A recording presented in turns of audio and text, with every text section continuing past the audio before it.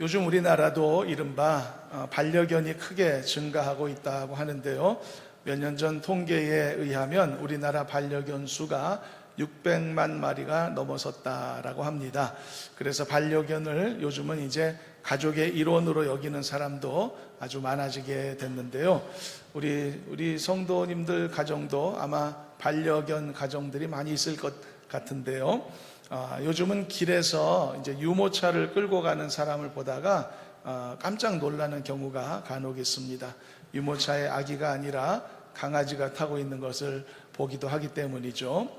이렇게 반려견이 가족의 일환이 되다 보니 반려견과의 이제 관계의 문제를 호소하는 그런 사람들이 생겨나게 되었습니다. 한 집에 예를 들어 혼자 살다가 아내가 생기거나 남편이 생기고 자식들이 태어나고 그러면은 그때부터 이제 가족들 간에 없던 관계의 문제가 생겨나지 않습니까? 그래서 아마 이제 한 집의 가족에 되어버린 반려견과도 이제 당연히 그런 문제들이 이제 생겨나게 되는 것이죠. 반려견과의 관계에 있어서 가장 큰 문제는 반려견이 좀 죄송하지만 개 주제에 자기 주인보다 더 높은 서열에 있다라고 착각하면서 문제가 생겨나는 것 같습니다. 심지어 주인을 수시로 물기도 하는 이런 못된 상황이 생겨나는 것인데요. 자기가 더 위다 이런 생각을 착각을 하는 거죠. 얼마 전에 몇 달 전 기사를 보니까 바이든 대통령의 반려견 셰퍼드가 있다고 하더라고요. 백악관에서 같이 사는데 이 개가 상습적으로 경호원들을 무는 바람에 결국은 백악관에서 퇴출당했다 이런 기사가 있는 걸 봤습니다.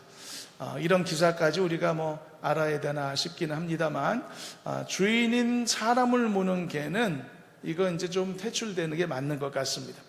그런데 문제는 어디에 있는가? 이 모든 문제는 어떻게 보면은 반려견을 애지중지 다루기만 한 아마 사람에게, 주인에게 문제가 있지 않나 싶습니다. 습관을 잘못 들인 책임도 있겠고 과잉보호, 과잉사랑 해주어서 이 개로 하여금 착각을 유발하게 했던 그건 주인의 책임이 좀 없지 않나 싶습니다. 그래서 이렇게 버릇이 나쁜 강아지들은 좀 다소단호한 태도를 통해서 좀 습관을 바로잡을 필요가 있습니다. 이제 목줄을 매고 어디 산책이라도 나가면 주인 앞서 막 주인을 끌고 다니는 강아지들도 있지 않습니까? 그런 강아지들은 목을 확 채서 그래서 훈련을 시켜야 됩니다. 주인이 앞장서기 전까지는 앞에 나가지 못하도록, 주인이 가면은 가고 주인이 멈추면 자기도 멈출 수 있도록 이런 순종의 훈련이 이제 필요한 것입니다. 그리고 이런 순종의 훈련은 다행스럽게 아주 잘 먹혀든다고 합니다. 그다지 어렵지 않다고 합니다. 훈련의 효과가 좋다는 건데요. 이 말은 이제까지 순종이 안 된 것은 훈련을 안 했기 때문이다라고 봐도 맞을 것 같습니다. 훈련만 잘 한다면 얼마든지 착한 그런 반려견 만들 수가 있다는 뜻인데요. 오늘 본문의 내용이 바로 이 순종과 관련된 내용입니다. 이스라엘이 이제 광야에서 오랫동안 생활해야 되는 그런 상황 속으로 걸어가야 되는 상태인데, 근데 광야에서 사실 광야가 광야 아닙니까? 무슨 길이 있는 것도 아니고 어떤 목적지가 뚜렷한 것도 아닌 상태에서 이제 그들이 광야에 들어서면 어디를 가야 될지, 언제 가야 될지, 어디에서 멈출지, 언제 멈출지 숙제들이 많이 생겨나게 마련이라는 것이죠. 근데 그런 상황에 있어 중요한 결정을 할 때 그들의 스스로의 생각대로 하는 것이 아니고 하나님의 철저한 지시대로 움직여야만 했던 것이라서 그들에게 있어서 순종은 정말 중요한 부분이었던 것입니다. 그렇다면 어떤 방식으로 하나님이 그들에게 순종을 요구하셨을까요? 그리고 그들은 이 순종을 어떻게 하면 잘 해낼 수 있도록 되었을까요? 이 부분을 우리가 잠시 나누면서 우리도 역시 남은 인생길 순종하여 끝까지 가야 될 사람들 아닙니까? 그렇기 때문에 우리도 그 인생을 걸어감에 있어 훈련되지 않는 미련한 반려견처럼 내 마음대로 내 생각대로 사는 것이 아니고 하나님이 계획하시고 인도하신 최고의 길, 선한 길, 그 좋은 길로 순종하며 나아갈 것을 다시 한번 새롭게 다짐하는 말씀의 계기가 되었으면 좋겠습니다. 오늘 본문은요, 이스라엘 백성들이 광야에서 이동할 때 어떤 원칙과 근거로 이동했는지를 알게 하는 중요한 내용이 담겨 있는데, 이동의 원칙과 내용은 어떤 것이었는가? 우리가 본문에서 이미 읽었던 것처럼 성막 위에 덮여진 이 구름 기둥의 움직임에 따라 이스라엘 진영이 이동하기도 하고 멈추기도 했다라고 하는 것을 알 수 있습니다. 바로 여기에서 우리 귀에 익숙한 구름 기둥, 불 기둥이 등장하는 것이죠. 당시에는요, 하나님이 함께 하심을 상징하는 구름 기둥, 불 기둥을 중심으로 이스라엘이 이렇게 멈추기도 하고 전진하기도 했다는 것입니다. 이것은요, 무엇을 의미하느냐? 하나님을 진정한 자신들의 통치자로 모셨던 이스라엘이라는 이 나라가 어떤 방식으로 하나님의 이끄심을 수용했었는가를 보여주는 놀라운 사례인 것입니다. 이스라엘은 신정 국가였습니다. 즉 하나님이 직접 통치하시는 나라였다는 뜻입니다. 물론 이스라엘에게 모세라는 지도자도 있었고 제사장들도 다 있었고 천부장, 백부장, 50부장 다 이런 조직도 없지는 않았지만은, 그러나 이런 직급들을 뛰어넘어서 한 나라의 통치를 위한 정점에 서서 직접 진두지휘하신 존재가 바로 하나님이셨다는 뜻입니다. 이것이 신정국가의 모습인 것이죠. 우리가 지난주 주중에 새벽 예배 시간에 이런 내용의 말씀을 나누었었죠. 백성들에게 남기고 간 모세의 유언이 있고, 그리고 또 백성들에게 남기고 간 그 이후에 있었던 여호수아의 유언이 있었다고 했는데, 내용을 보니 별로 다른 점이 없고 매우 유사하다는 것을 보았죠. 그 의미를 생각해 볼 때 그것은 당시 그들이 각각 통치하던 이스라엘이라고 하는 나라는 모세의 정권의 나라가 아니었고 여호수아의 정권의 나라도 아니었음을 보여주는 것이라고 했습니다. 그래서 그 나라는 어떤 한 개인의 통치에 이렇게 휘둘리는 나라가 아니라 하나님이 통치하시는 나라였다는 것을 보여주는 증거다라고 말씀을 나누지 않았습니까? 왜냐하면 그들 모두에게 자신들의 목소리가 나온 게 아니고 알고 보니 동일한 하나님의 말씀이 나온 것을 우리가 관찰할 수 있었기 때문이라는 것이죠. 이게 신정국가의 모습인 것입니다. 하나님이 이끄시고 한 분 하나님이 돌보시는 바로 그러한 나라라는 것이죠. 그렇다면 우리의 눈에 보이지 않으시는 하나님이 어떻게 이스라엘을 효과적으로 통치하실 수 있을까요? 어떻게 이끄실 수 있을까요? 특히 이스라엘이 이제 앞으로 40년 동안 길도 없는 광야 생활을 하게 될 텐데, 그들이 어디로 가야 되는지 어떻게 알죠? 언제 가야 될지 어떻게 알죠? 어디서 멈출지, 언제 얼만큼이나 멈출지 어떻게 안단 말입니까? 어떻게 하나님이 진두지휘할 것인가? 바로 그것이 가능케 했던 것이 바로 하나님이 보여주신 구름기둥과 불기둥이었다는 이야기입니다. 그래서 구름기둥과 불기둥에는 다음과 같은 놀라운 의미들이 포함되게 되었습니다. 첫 번째로, 이것은 이스라엘과 함께 하시는 하나님의 임재하심에 대한 뚜렷한 가시적인 현상의 의미가 있었던 것입니다. 즉 두 눈으로, 내 눈으로 목격할 수 있는 그 무언가였다라는 이야기인 것입니다. 하나님은요, 인간의 눈으로 볼 수 없는 존재이시지만 인간이 볼 수 있는 구름기둥과 불기둥을 그들에게 보내주심으로써 하나님이 그들 가운데 계시다는 사실을 모두가 부인할 수 없도록 만드셨다는 이야기입니다. 그래서 구름기둥, 불기둥은 하나님이 그들에게 보여주신 엄청난 은혜였던 것입니다. 왜냐하면 이것은 그들과 하나님이 함께 계신다는 것을 알게 한 가시적 증거였으니까요.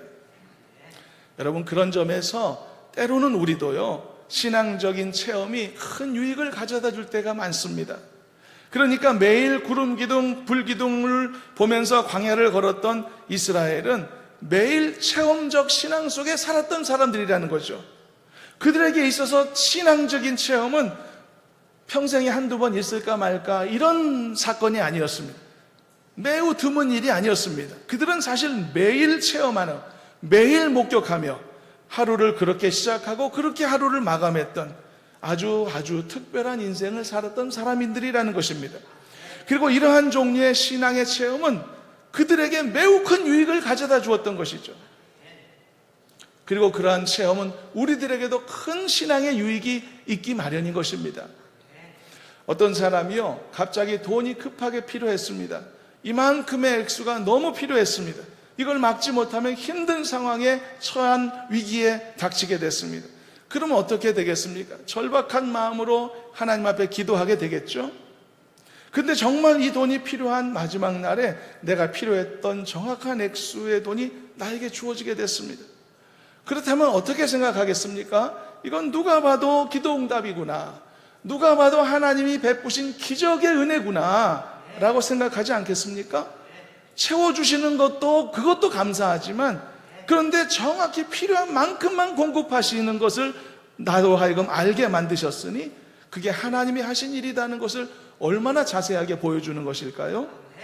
그래서 이런 종류의 체험을 하게 되면 그 체험을 하는 사람에게 기쁨이 있기 마련입니다. 감사함이 있게 마련인 것이죠. 하나는요, 자기가 가졌던 인생의 문제가 해결되었다는 실제적 기쁨이 있습니다. 이 어려움에서 벗어났으니 이거 얼마나 기쁩니까? 그리고 또 하나의 기쁨도 있죠. 그것은 바로 이 경험으로 인해, 이 체험으로 인해 하나님이 살아계시다는 사실을 내가 알게 된 기쁨이 있는 것입니다. 그리고 그 하나님이 나를 위해 일하신다는 것을 깨닫게 된 기쁨도 있다는 것이죠. 이렇게 어떻게 하나님은 내가 정말 그 필요한 것을 그렇게 필요한 때 적재적소에 나에게 주셨을까? 더할 필요도 없고 뺄 필요도 없이 이렇게 만족할 만큼 이끌어 주셨을까? 이처럼 자신의 인생에서 이렇게 하나님이 살아계시다는 것, 그리고 하나님이 내 인생 안에 정확하게 일하고 계시다는 이것을 체험하는 건 정말 감사한 일이 아닐 수 없습니다. 그런 점에서 저는 사랑하는 성도 여러분들 모두에게도 바로 이런 하나님의 살아계시다는 것과 하나님이 역사하고 계시다는 사실들을 여러분들의 삶 가운데 더욱더욱 많이 체험하는 성도가 되기를 저는 간절히 소망합니다. 그래서 여러분들의 신앙이 지식의 수준에 머물지 않고 이제는 지식과 함께 체험의 수준으로까지 한 단계 도약하는 기쁨이 있기를 소망합니다. 하나님의 살아계심, 하나님이 역사하고 계심, 더 이상 여러분들에게는 설명도 필요 없을 만큼 분명한 사실로 인정될 수 있는 그런 복된 체험 신앙인이 되기를 주님의 이름으로 축원합니다. 그리고 두 번째로요, 구름기둥과 불기둥은 하나님이 그의 백성들을 구원하시고 직접 인도하시는 이 하나님의 구원의 행위에 관한 거대한 역사적 증거의 의미가 있는 것이었습니다. 역사적 증거, 이게 무슨 의미냐면요, 역사적 증거도 가시적인 측면에서 보면은 첫 번째와 닮은 꼴이 있긴 합니다만 어떤 의미로 이런 표현을 했냐면, 여러분 보십시오. 이 구름기둥과 불기둥은요, 은밀한 곳에서 소수의 사람들이 목격한 현상이 아니었습니다. 수많은 사람들이 목격한 장면들이었죠. 이건 광야 생활 함께했던 모든 사람들이 보는 장면들이었습니다. 게다가 하루도 빠짐없이 밤낮으로 함께 보았던 놀라운 현상이었다는 뜻입니다. 그래서 이것은요, 광야를 지나는 이스라엘에게는 당연한 일상이 되었던 겁니다. 따라서 이것은 누구도 부인할 수 없는 거대한 역사적 증거의 의미까지 갖추게 되었던 것이죠. 누구도 부인할 수 없는 사실인 겁니다. 구름기둥에 대해서는, 불기둥에 대해서는 늘 보고 모두가 알고 다 체험하며 항상 그 속에서 살았기 때문에, 그래서 이것을 역사적 증거의 의미다라고 표현한 것입니다. 아직도 예수님을 알지 못하는 세상 사람들은 예수님의 존재를 부인하기도 합니다. 안타까운 일이지만 그럴 만도 하다 생각도 듭니다. 그렇지만 어떤 사람이 삶 가운데 예수님을 만나는 특별한 체험을 하게 되었다면, 그래서 거듭남의 은혜를 뚜렷이 경험했다면, 그는 단지 이제 예수님을 영접한 그리스도인만 된 것이 아니고 예수님이 살아계시다는 것을 아는 사람이 된 거죠. 예수님이 역사하신다는 것을 아는 사람이 된 것이죠. 예수님이 나와 동행하고 계시구나 라는 사실을 의심 없이 간증하고 고백할 수 있는 사람이 되기도 하는 것입니다. 그래서 여러분, 우리는 이런 사람들의 회심, 이런 사람들의 간증을 들을 때도 기쁨이 전달되는 겁니다. 간증은 그 사람이 하는데 기쁨은 나의 것도 되는 것입니다. 이유가 있는 것입니다. 왜냐하면 지금까지는 하나님의 살아계심을, 그리고 하나님의 그 역사하심을 나라는 개인을 통해서만 체험하고 있었던 거죠. 알고 있었던 거죠. 그런데 이제는 그 사실을 저 사람의 인생을 통해서도 확인할 수 있게 되었기 때문에 큰 기쁨이 나에게도 있는 것입니다. 그래서 여러분, 이런 간증들이, 이런 체험들이 점점 많아지게 되면 그게 역사적인 증거가 되는 겁니다. 그리고 그 역사적인 증거들이 쌓여가는 것이고, 그래서 이제는 하나님의 살아계시고 함께 하심이 이제는 누군가 알고 누군가는 모르는 일이 아니라 보편 지식이 되는 것입니다. 모두가 아는 사실처럼 되어가게 되는 것입니다. 그리고 성경은 말씀합니다. 이런 때가 올 것이라고. 이런 때가 올 것이라고요. 마지막 때가 되면 여호와를 아는 지식이 온 세상에 충만하게 되리라고 성경은 말씀하고 있지 않습니까? 바로 그 자체가 그리스도인들에게는 큰 기쁨과 위로가 되는 것이죠. 그래서 예수님의 살아계심을 체험하는 사람들에게는 예수님이 계시다는 사실, 이게 더 이상 애써 증명해야 될 일이 아닙니다. 변증해야 될 것도 아니고 그냥 당연한 것이고 일상처럼 되어 있는 것이죠. 그래서 여러분, 체험이 한 사람한테 발생하지 않습니까? 그것은 하나의 주장이 됩니다. 그러나 그 체험들이 여기저기 쌓이게 되지 않습니까? 그럼 그 체험은 이제는 사실의 단계로 올라갑니다. 그리고 그 사실들이 모아지지 않습니까? 그럼 그게 역사가 되는 것입니다. 그리고 이제 그 역사는 우리 모든 사람들에게 일상처럼 작용하게 되어 있는 것이죠. 그래서 여러분, 특별한 영적 체험이 바로 이런 결과를 가져다 주는 것이라면 저는 여러분 모두가 다 이런 특별한 영적 체험을 더욱더욱 풍성히 얻게 되기를 저는 바라는 마음이 있습니다. 그래서 하나님의 살아계심이 바로 여러분들에게는 평생토록 이제는 더 이상 증명할 필요도 없고 설명할 필요도 없고 고민할 필요도 없는 당연한 사실이 되어지는 큰 은혜가 있기를 주님의 이름으로 축원합니다. 그래서 여러분, 말씀 선포는 때로는 설명이 필요 없는 것입니다. 하나님은 살아계십니다. 이게 말씀 선포입니다. 아주 간단하지만 하나님이 왜 살아계시냐면요, 이러이러하기 때문에, 저러저러하기 때문에, 이건 말씀 선포가 아니라 설득의 의미를 가진 신학적 변증이라 할 수 있습니다. 물론 신학적 변증도 설교에 필요하고 대화 속에도 당연히 필요합니다. 유익합니다. 그러나 정말 한 인간이 예수님을 만나게 되고 회개하게 되어서 변하여 새 사람 되는 이 놀라운 실질적인 말씀의 그 능력은 바로 신학적 변증이나 설명에서 나오는 게 아니고 날 것의 말씀 선포를 통해서만 오게 되는 것입니다. 저도 말씀을 전하는 입장에서 이 사실을 절대 잊지 않으려고 항상 노력하고 있습니다. 여러분, 세례 요한이 사람들에게 회개하라, 천국이 가까웠다라고 선포했죠. 그 한마디 선포만으로 수많은 사람들이 그에게로 나와서 자신의 죄를 자복하고 요단강에서 세례받아 변화되지 않았습니까? 예수님께서 말씀하셨죠. 네 죄가 사함을 받았느니라 선포하셨을 때 정말로 죄인들이 용서받고 하나님의 자녀로 거듭나지 않았습니까? 무슨 설명과 어떤 설득이 있었고 뭐 앉아서 공부했습니까? 예수님이 에바다라고 외치셨을 때 정말 앞을 못 보던 자들이 보게 되었죠. 예수님이 달리다 굼이라고 말씀하셨을 때 정말 죽은 여자아이가 일어나지 않았습니까? 이건 설명이 아니었습니다. 설득도 아니었습니다. 선포였던 것이죠. 이 엄청난 말씀의 역사는 그래서 단순하고 심플하고 직관적인 말씀 선포를 통해 나왔던 것입니다. 그래서 신학적 변증이나 또는 상세한 설명이 그게 사람들을 변화시키는 것이 아니라고 설명한 것입니다. 실제로는 날 것의 말씀 선포, 이게 사람을 변화시키는 놀라운 능력이 되는 것이고 기적을 가져오는 강력함이 되는 것입니다. 그래서 때로는 하나님의 살아계심에 대해서 우리가 직관적인 체험이 우리에게 필요할 때가 있는 것입니다. 그리고 그것이 우리에게 유익할 때가 있는 것입니다. 사랑하는 그 하나님의 그 사랑하심과 그 하나님의 살아계심을 더욱더 여러분들의 일상 속에서 깊이 체험하는 은혜가 있기를 주님의 이름으로 축원합니다. 하나님의 약속의 말씀이 얼마나 권능이 있는지 직관적으로 경험하는 삶이 되기를 축복합니다. 그리고 그 약속의 말씀대로 반드시 이루어진다는 사실들을 여러분들이 비교 체험하여서 움직일 수 없는 사실로서 여러분들의 마음 깊이 새기게 되는 은혜가 있기를 또한 주님의 이름으로 축원합니다.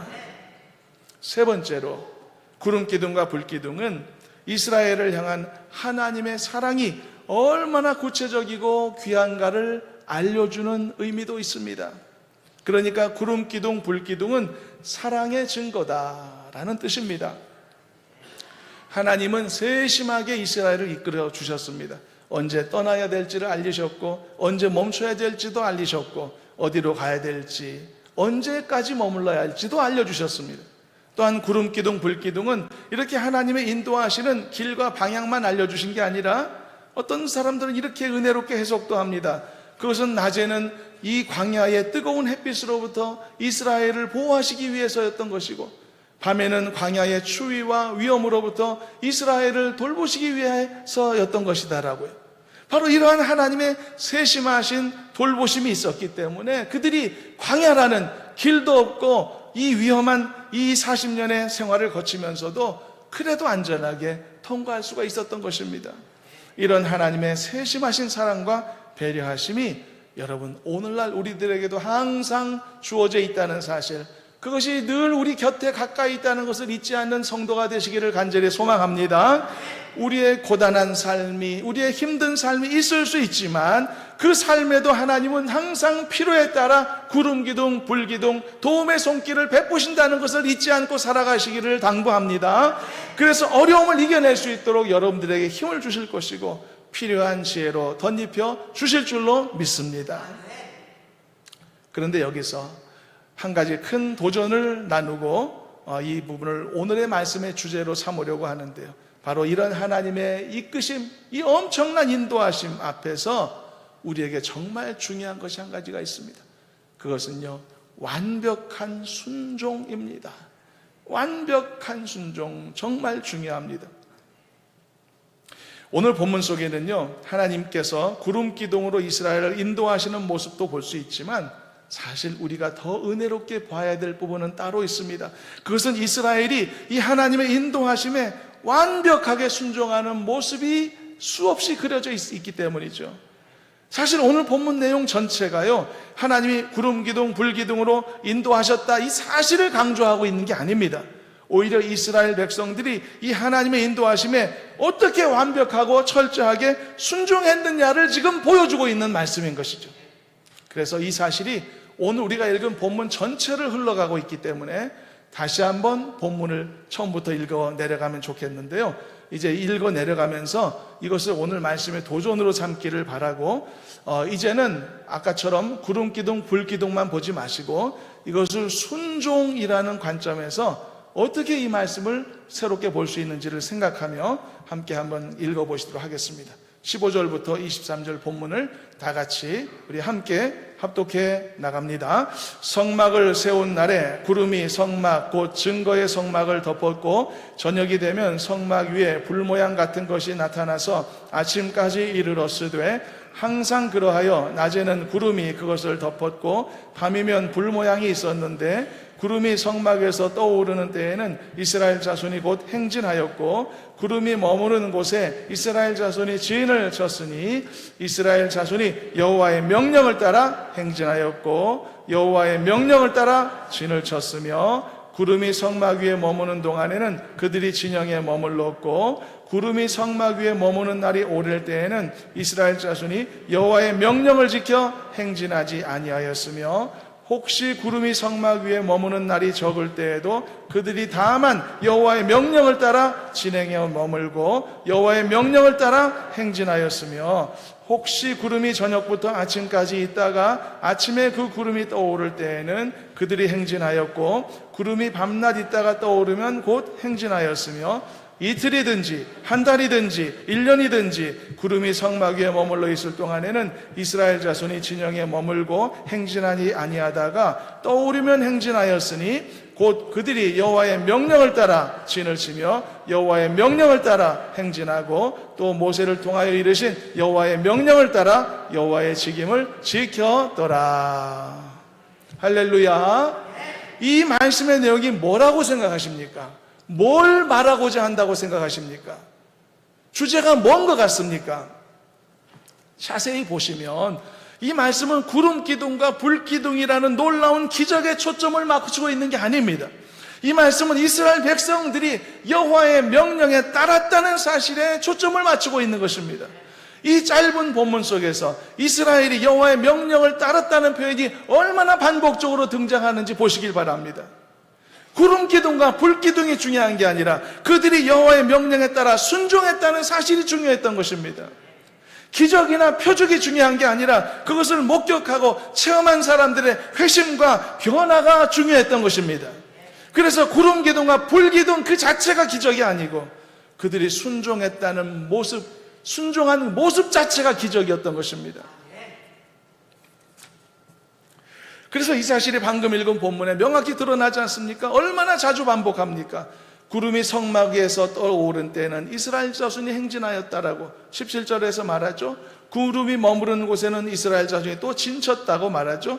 구름이 성막에 오래 머물러 있었을 때도 있었던 것 같아요. 그럴 때는 조급하게 행동하지 않고 여호와의 명령을 지켜 행진하지 않았다라고 말하고 있죠.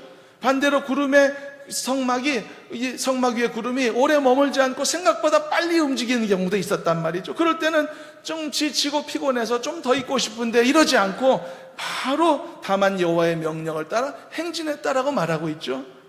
심지어 이틀이든지 한 달이든지 심지어 1년 동안까지라도 이 성막 구름이 머물러 있었을 때가 있었단 말이죠. 그런 때라고 할지라도 여러분, 조급한 마음을 가진 사람이 1년이라는 시간 얼마나 긴 시간입니까? 그럼에도 불구하고 구름이 성막 위에 머물러 있을 그 동안에는 백성들이 계속 그곳에 순종하며 머물렀다고 말하고 있는 것입니다. 그래서 그들은 성실하게 여호와의 명령을 잘 지켜서 귀한 순종을 보여주었다. 이게 마지막 23절 결론 아닙니까? 다시 한번 23절 한번 읽어보겠습니다. 22절부터 해서 이것이 어떤 순종을 말하고 있는 것이며 어떤 결론을 말하고 있는 것인가. 22절부터 함께 읽어봅니다. 이틀이든지 한 달이든지 1년이든지 구름이 성막 위에 머물러 있을 동안에는 이스라엘 자손이 진영에 머물고 행진하지 아니하다가 떠오르면 행진하였으니 곧 그들이 여호와의 명령을 따라 진을 치며 여호와의 명령을 따라 행진하고 또 모세를 통하여 이르신 여호와의 명령을 따라 여호와의 직임을 지켰더라. 여호와 하나님의 명령을 따랐더라. 하나님을 기쁘시게 한 순종이 이루어졌다는 뜻입니다. 구름 기둥과 불 기둥보다 더 큰 기적이었고 더 큰 은혜였으며 더 소중한 결과였던 것입니다. 여러분, 기쁘게 순종하는 그리스도인들이 되시기를 축원합니다. 즐거움으로 순종하는 성도가 되시기를 축복합니다. 여러분, 우리에게도 하나님이 순종을 원하고 계시고 순종에 대해 도전하고 계시는 것입니다. 근데 여러분, 왜 순종해야 되죠? 왜 순종해야 되죠? 이스라엘 백성들이 광야에서 순종한 목적이 뭐죠? 뭘 위한 순종이었죠? 어떤 사람은요, 여러분, 그냥 상대방을 굴복시키는 것에 쾌감을 얻어서 막 순종을 강요하는 사람도 있는 것 같더라고요. 하나님이 그런 분이실까요? 그들은 여러분 매일매일을 순종함을 통하여서 하나님이 약속하신 약속의 땅으로 한 발짝 한 발짝 다가갔던 것입니다. 하나님의 축복이 성취되는 과정이었던 것이죠. 순종은 나에게 유익인 줄로 믿으시길 바랍니다. 순종은 나를 향한 하나님의 뜻의 완성인 줄로 믿으시길 바랍니다. 그 완성을 향해 걸어가는 것입니다. 순종은 굴복이라는 그런 굴욕적인 상황이 아닙니다. 순종은 기쁨입니다. 순종은 하나님 앞에 영광입니다. 순종은 나를 향한 하나님의 약속의 성취입니다. 순종하는 그리스도인 되기를 간절히 소망합니다. 말씀을 맺습니다. 만일 여러분 이스라엘이 순종을 안 했다면 어떤 일이 일어났을까요? 하나님이 보내신 구름기둥과 불기둥이 무슨 소용이 있었을까요? 구름기둥, 불기둥은 구경거리밖에 안 됐을 겁니다. 와, 저 불꽃놀이 봐라. 와, 저 아름다운 구름 봐라. 구경거리밖에 안 됐을 겁니다. 순종 없으면 아무 소용이 없는 겁니다. 예수님이 수천 명 모아놓고 능력의 말씀을 선포하셨더라도 그 말씀에 귀를 기울이려는 사람이 한 사람도 없다면 어떤 결과가 나올까요? 아무 결과도 없는 겁니다. 그래서 우리는 구름기둥, 불기둥보다 그것에 따라 전진하기도 했고 멈추기도 했던 그들의 철저한 순종을 진정한 기적이라고 우리는 인정하는 것입니다. 그래서 진정한 기적은요, 말씀을 선포하는 행위에 있는 것도 아니고 선포된 말씀을 듣고 회개하고 하나님의 자녀로 거듭나게 되는 한 사람의 변화에 있는 것입니다. 그게 기적인 것입니다. 여러분 예수 믿고 거듭나셨습니까? 여러분 예수 믿고 새 사람 되셨습니까? 하나님의 자녀 맞습니까? 여러분들이 기적의 사람들인 겁니다. 변화된 게 기적인 것입니다. 멀리 세상에 나갔다가 다시 예수 믿고 돌아왔습니까? 여러분들이 기적의 사람인 것입니다. 기적은 여러분들이 생산해낸 것입니다. 그래서 진정한 기적은요, 순종하는 우리 자신을 통해 만들어지는 것입니다. 어디 바깥에서 기적 보려고 찾아다니지 마시길 바랍니다. 순종하는 내 모습이 기적인 것입니다. 내가 순종하면 내가 기적을 만들어내는 사람이 되는 것입니다. 체험이 아니라 내 삶 자체가 기적이 되는 것입니다. 이것이 오늘 말씀의 결론입니다. 우리가 취해야 될 말씀의 도전입니다. 사랑하는 여러분, 하나님의 인도하심에 이만큼 순종하실 수 있기를 당부합니다. 그리고 여러분들의 순종을 통해 기적을 만들어가는 성도가 되시기를 축복합니다. 머물라 할 때 머물 수 있고 가라 할 때 갈 수 있고, 그리고 이 완벽한 모든 종류의 순종을 이루어서 철저히 하나님 앞에 나를 맡긴 삶의 모습을 통하여서 하나님의 말씀이 내 삶의 능력으로 나타나고 나는 하나님의 약속을 향해 한 발짝 한 발짝 조금씩 전진해 나아가는 이런 풍성한 은혜의 체험이 있는 우리가 되었으면 좋겠습니다. 저와 여러분들의 이런 능력의 삶, 앞으로도 남은 여생에 이런 축복이 넘치는 복된 여러분들의 믿음의 삶 되기를 주님의 이름으로 축원합니다. 기도하겠습니다. 하나님 감사합니다. 우리에게 베푸신 말씀이 땅에 떨어지지 않기를 소망합니다. 순종하는 삶에 결단이 있게 도와주시옵시고, 이스라엘 백성들이 철저하게 광야에서 주님을 의지했던 것처럼 우리도 그와 같은 순종을 이루도록 복내려 주시옵소서. 예수님의 이름으로 기도하옵나이다. 아멘.